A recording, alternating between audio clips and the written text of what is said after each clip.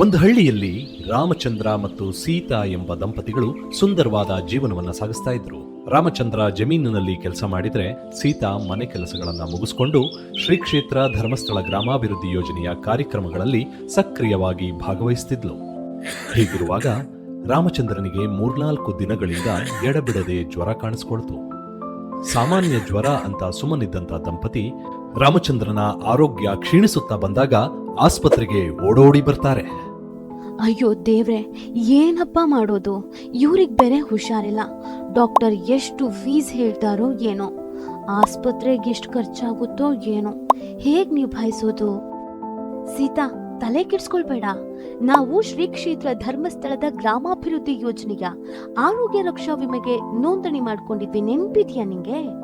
ಅದರಿಂದ ಈ ನೆಟ್ವರ್ಕ್ ಆಸ್ಪತ್ರೆಗಳಲ್ಲಿ ರಿಯಾಯಿತಿ ಪ್ಯಾಕೇಜ್ ದರದಲ್ಲಿ ಸುಮಾರು 20,000ದವರೆಗೆ ಚಿಕಿತ್ಸೆ ಪಡ್ಕೊಳ್ಬಹುದು ಕಣೆ.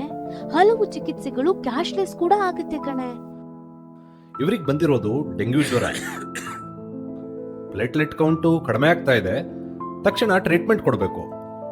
ಆಸ್ಪತ್ರೆಗೆ ಅಡ್ಮಿಟ್ ಮಾಡಿಬಿಡಿ. ಡಾಕ್ಟರ್ ಅಡ್ಮಿಟ್ ಮಾಡೋಕ್ ಹೇಳಿದ್ದಾರೆ. ಚಿಕಿತ್ಸೆಗೆ 18,000 ರೂಪಾಯಿವರೆಗೆ ಖರ್ಚಾಗಬಹುದು. ನನ್ ಬಳಿ ಆರೋಗ್ಯ ರಕ್ಷಾ ಕಾರ್ಡ್ ಇದೆ, ಕ್ಯಾಶ್ಲೆಸ್ ಚಿಕಿತ್ಸೆ ಆಗಬಹುದೇ ಅಂತ ಚೆಕ್ ಮಾಡ್ತೀರಾ? ಮೇಡಮ್, ನಮ್ದು ನೆಟ್ವರ್ಕ್ ಆಸ್ಪತ್ರೆಗಳಲ್ಲಿ ಒಂದಾಗಿದೆ. ನೀವು ರಿಯಾಯಿತಿ ದರದ ಪ್ಯಾಕೇಜ್ ಅನ್ವಯ ಕ್ಯಾಶ್ಲೆಸ್ ಟ್ರೀಟ್ಮೆಂಟ್ ಕೂಡ ಪಡೆದುಕೊಳ್ಳಬಹುದು. ಕುಸುಮ, ಸರಿಯಾದ ಸಮಯಕ್ಕೆ ಆರೋಗ್ಯ ರಕ್ಷಾ ವಿಮಾ ಯೋಜನೆಯ ಬಗ್ಗೆ ನೆನಪಿಸಿದೆ. ಇವತ್ ನಮ್ ಕಷ್ಟ ಕಾಲದಲ್ಲಿ ನೆರವಿಗೆ ಬಂತು. ಅಲ್ಲದೆ ನೆಟ್ವರ್ಕ್ ಆಸ್ಪತ್ರೆಯಲ್ಲಿ ಕ್ಯಾಶ್ಲೆಸ್ ಟ್ರೀಟ್ಮೆಂಟ್ ಕೂಡ ಸಿಕ್ತು.